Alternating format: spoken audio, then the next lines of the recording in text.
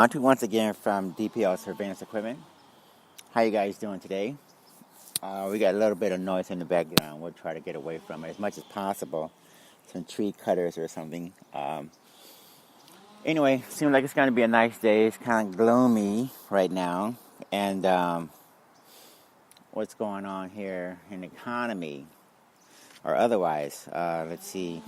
I'm trying to think. Oh, Sears is going to fold up. You won't be shopping at Sears probably anytime soon. The way things are going, Eddie Lambert, or the people who run Sears, are throwing in the towel. Sounds like. What else is going on? I think we mentioned. I think it's Morgan Stanley or J.P. Morgan. J.P. Morgan is laying off 400 people in the mortgage division. There's a major Lennar. I think Lennar is a major developer in the housing space. They're going to be selling their financing unit. Why? Because the economy has slowed down so much and interest rates are going up, and they anticipate not making any money at all in the home building space anytime soon. So they're selling their lending business, that division responsible for helping them make home loans or providing the financing for the purchase of the homes. They don't need that. They decided they don't need that division anymore because the economy again has slowed down to the point where it's not even worth it. So they're going to sell that division off, and hopefully the employees will make the transition without laying off too many people. But yeah, look, follow the signs, follow the money. If it looks like, despite what the administration is saying, forget about all that rhetoric, look at the companies. If Harley Davis, excuse the noise, you guys, if Harley Davidson is saying that they can't sell new motorcycles because people can't afford them, they could only buy used ones. If most automobile manufacturers are selling used vehicles now instead of new ones, that's a sign. You don't want to ignore that. If most of the zero interest rate financing that you got on car loans, if that's being phased out and you have to pay now interest every month without deferring it, that's a sign. So you don't want to ignore the signs. Forget about the rhetoric. What the people in the administration are saying, even Donald Trump. Forget about that. Pay attention to the money. Pay attention to the activity that's actually going on around you. That's probably a better indicator. And I try to publish this information just in case you're not quite sure. Verizon laying off. What was it? Verizon's laying off 44,000 people. Wells Fargo's letting go 25,000 people. Just goes on and on and on. That's not a booming economy. That's an economy where companies are anticipating a slowdown. Even Ford is suggesting they could be letting go probably, I would say, 60,000 people. I'll try to get some hard numbers as soon as possible, as soon as they make their official announcement. But anyway, prepare yourself, get your finances together, pay off your debt. Make sure you have a strategy just in case things go into a recession or something like that. My name is Monty Henry, by the way, owner of DPL Surveillance Equipment. I run a full-service surveillance and security equipment company. We have lifetime guarantees and warranties on all the products. We do have 24/7, 365 tech, sales, and customer support. We have perhaps the largest inventory of items that not only can you buy, but you can rent and lay away as well. And we have a huge and growing video library, media center. It consists of demonstration videos. It consists of articles, podcasts, blogs, basically just a full-on media center. All of that information, educational information, is free. We cover topics such as Bitcoin and cryptocurrencies, economics and finance, what else? Cybersecurity, health and fitness, I think I mentioned. The list just goes on and on and on. Surveillance and counter-surveillance, electronic harassment and prevention, you name it. It's in the it's on the website in the media center. So go there and click on the articles and the podcasts and the blogs and the videos and see what you can find for free. We do take Bitcoin and we do take Ethereum, Litecoin, and Bcash in the shopping cart. You crypto millionaires, like I know that we've done very well within the last 4 or 5 years, purchasing at some nice low points and seeing our portfolios go up in value significantly. So you can drop some of that wealth in our shopping cart on our website. Get your favorite spy toys. Get your lifetime guaranteed and warranted products, law enforcement grade, 24-hour support on the products. Check out those cool spy gadgets, okay, on our website. So we know that's just a fraction of your discretionary income as compared to the normal people who look at those prices and they just are totally going to sticker shock. What else?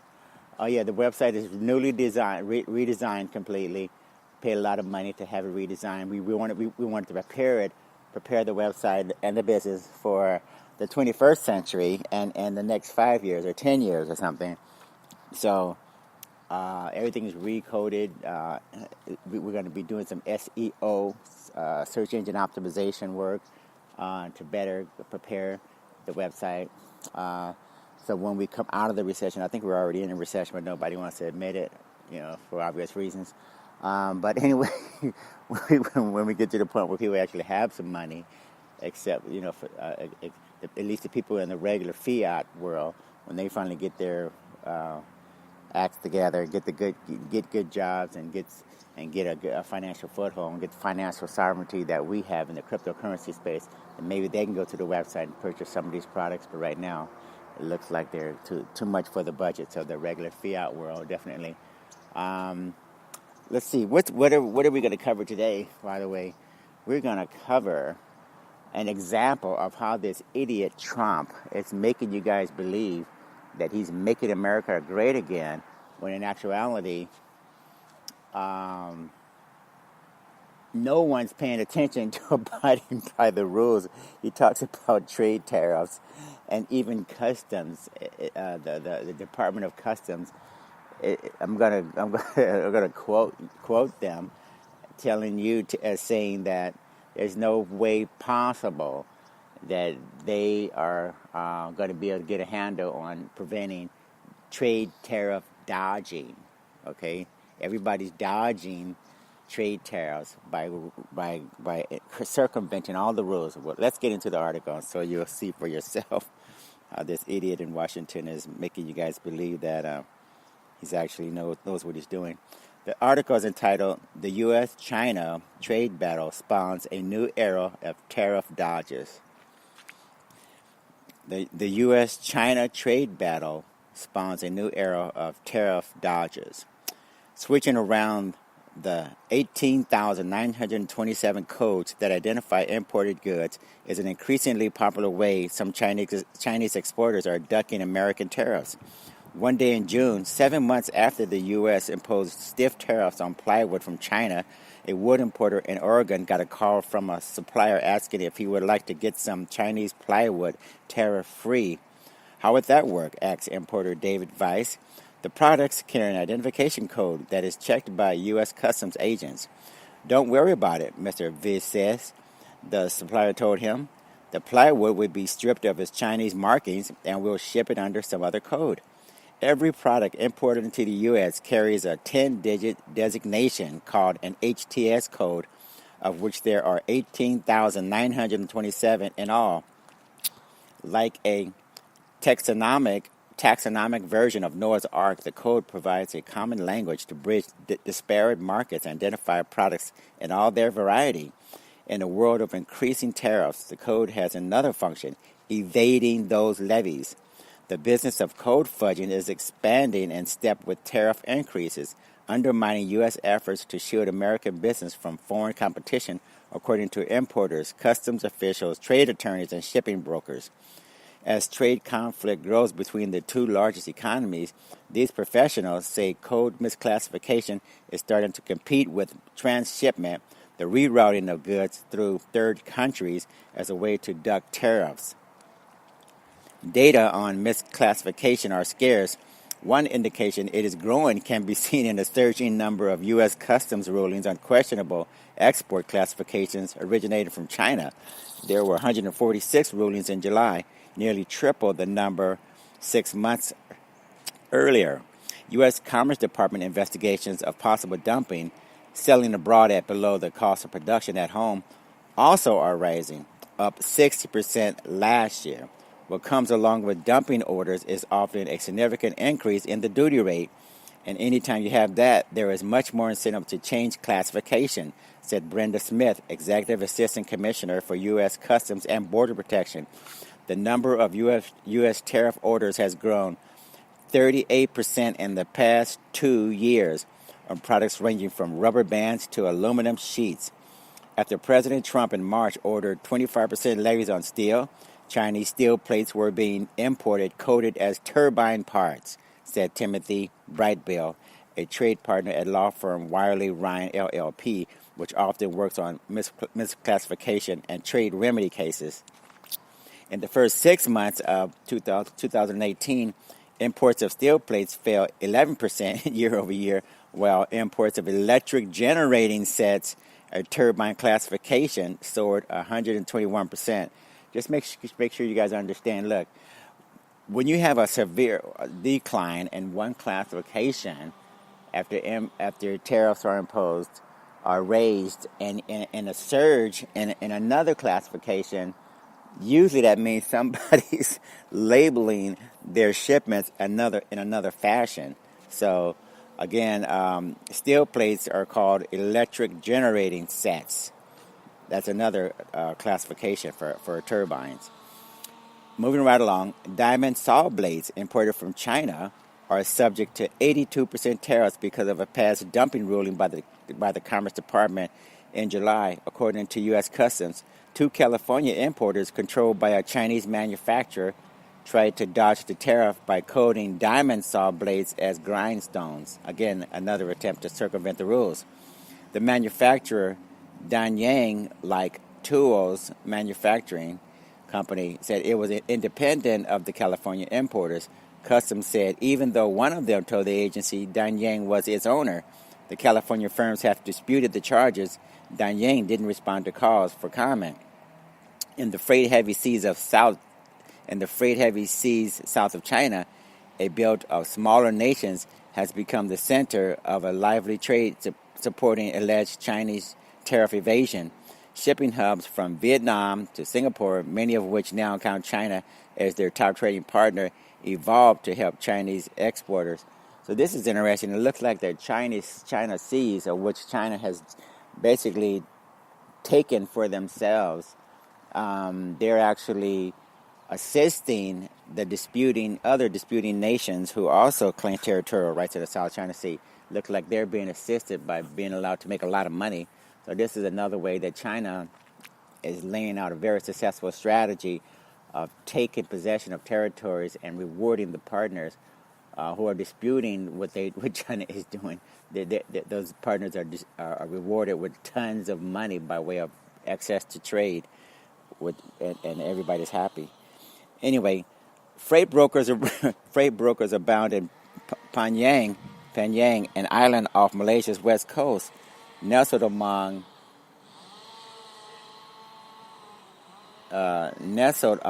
metal-roofed shop houses, high-rise offices, and grimy industrial zones. One broker's phone number appeared on a redacted shipping invoice showcased online by a Chinese shipper as a successful example of tariff evasion. The broker was situated in a small house near a church in a suburb of Georgetown, Panyang's largest city.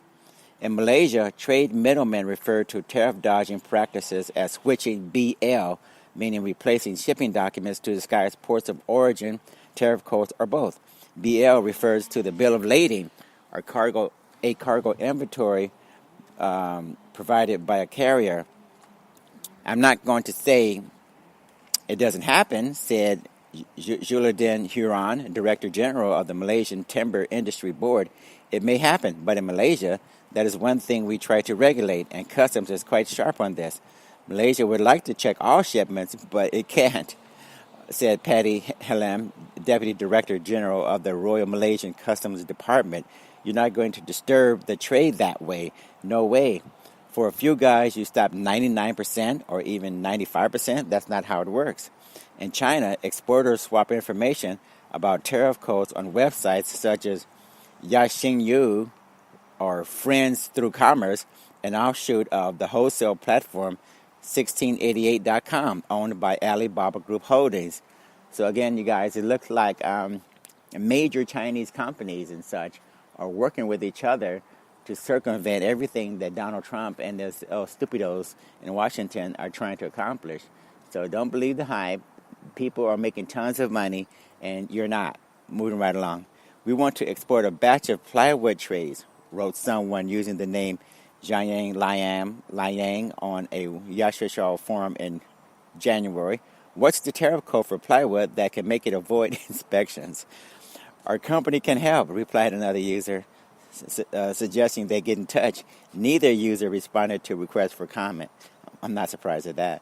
Okay, moving right along. Misclassification of trade goods has a long pedigree. In 1879, trade attorneys said U.S. tariff collectors said an importer was coloring sugar with molasses to pass it off as a low-tariff product. Which codes to apply to a shipment is often a matter of discussion between a shipper and a U.S. import broker. Chinese and other Asian middlemen say they develop code workarounds with U.S. importers who help with the documentation and regulations.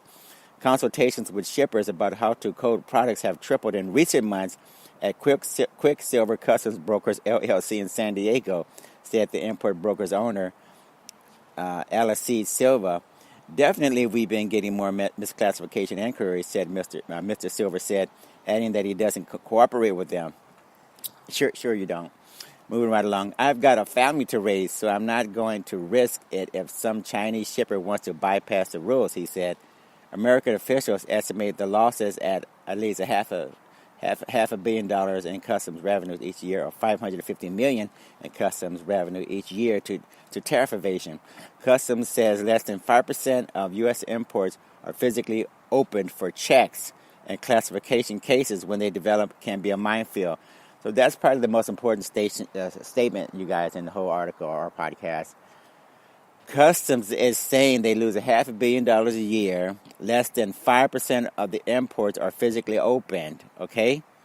And classification, and they say also, you guys, listen, classification cases, when they develop, can be a minefield.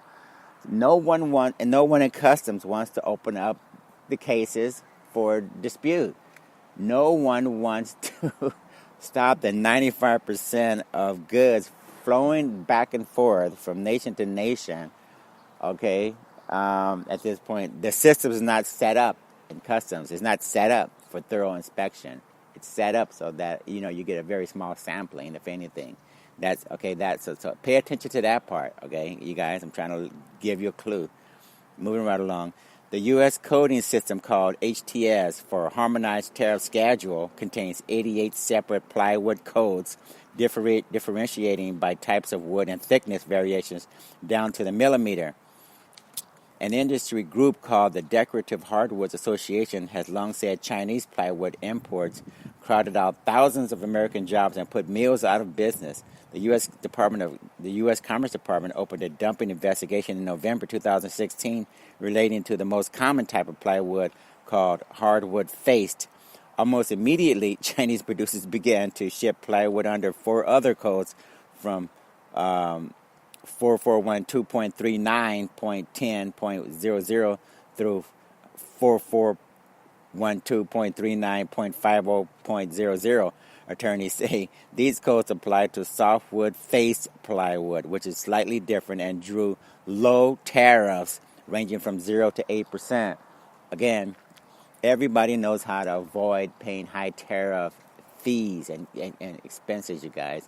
These people aren't stupid, so don't let this Trump administration or anybody else play you for stupid, okay? This has been going on since 1879, and it's not going to stop anytime soon. U.S. imports of Chinese hardwood faced plywood fell 20% in 2017. Imports coded as softwood faced plywood soared 549%. In November 2017, the U.S. imposed a 183.4% anti-dumping tariff on hardwood-faced plywood. Chinese shipments under the 4 softwood-faced plywood codes rocketed higher. They were up 983% in the first half of 2018 from a year earlier. The Chinese government forbids false customs declarations. Sure you do. China is closely monitoring the U.S. probe on Chinese plywood and hopes the American side can carry out its investigation fairly, the Chinese Ministry of Commerce said in an email. It didn't comment on misclassification, but has generally responded to U.S. trade criticisms by accusing the U.S. of protectionism. U.S. customs authorities say they haven't always received full cooperation from China. The Chinese legal system and the ability to go after specific businesses in China are a challenge for us, said Miss said, the official at the U.S. Customs and Border Protection. So make sure you guys understand, look, the goods coming into the United States aren't more costly because they're under different classification codes. So if you're stupid enough to pay more money because Donald Trump is telling you that these Chinese goods are have tariffs on them, and that's the consequence, then you're just paying a lot more money for nothing. Because actually, and I run my own business, and we import and export as well. If we're not actually paying more money, and we charging you more money, like the other people who own companies in the United States, when we import stuff from other countries, if we don't, just because we're not paying more money doesn't mean we're not going to charge you more money. If the Trump administration is leading you guys to believe that you should pay more money and you pay more money, then that's your fault, right? Because as you can tell, misclassified goods coming into the United States pay the tariff rates are lower, okay? So the perceived cost is paid by the consumer, thinking that the Trump is making America great again, and we're supposed to pay more money or something. But in actuality, everybody's avoiding paying a lot more money on these goods. Hope you understand that. Moving right along, the trade lawyer, Mr. Brightbill, who represents American plywood producers, said some Chinese exporters had taken to coating hardwood-faced plywood sheets as parts of ready-to-assemble kitchen cabinets. Imports of such cabinets parts rose 18% in the first 6 months in 2018, customs data show. The Commerce Department in September moved to subject such parts to an anti-dumping order and agreed to approve of Chinese softwood-faced plywood. Good luck with that. Mr. Weiss, the Oregon importer, says he received the call offering him tariff-free Chinese plywood as the U.S. was intensifying its tariff threats, and U.S. producers were asking for an expansion of the kinds of Chinese plywood subject to anti-dumping tariffs. Plywood was included in $200 billion of Chinese products on which the Trump administration levied additional 10% tariffs effective in September. That move came on top of tariffs the administration imposed in June of $50 billion of Chinese imports. These weren't anti-dumping tariffs. The administration justified them based on a law allowing retaliation for alleged foreign discrimination against U.S. commerce. Mr. V said he turned down the tariff-free plywood offer, uncomfortable with the ethics of the proposition. His stance isn't necessarily shared by his competitors, he added. With this whole global trade war bubbling, I just don't think people understand how common it is to jerk with the system, Mr. V said. It's quite the growing cottage industry. So that concludes this particular podcast, you guys. Just make sure you understand, look, this whole thing is a farce. If the customs people, the customs border people, the customs offices in the United States, if they're telling you in the article, plain and simple in black and white, that they cannot afford to inspect over 95% of the actual goods that are coming in, you can't open up that many packages, you guys, or many boxes or shipments. There's billions and billions of dollars worth of goods coming in. I mean, billions of goods, literally. And you can't open up all the packages, the shipments and the pallets and the cargoes, boxes or whatever. It's impossible.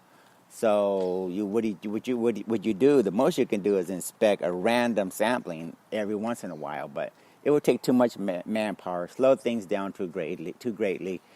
And besides, the computer system, the technology is not there to to match up and make sure what's inside matches on what's outside and all that. So besides between transshipment and reclassification of goods, the HTS, the harmonized tariff schedule, the whole system is too convoluted, too bureaucratic, and it's too easy to cheat the system. So anyway, good luck, you guys, with your president telling you that he's going to make anything great anytime soon, considering all of the layoffs that I've been telling you about, all of the articles I'm publishing about how people avoid and get around the system. So believe what you want to believe. Good luck anyway.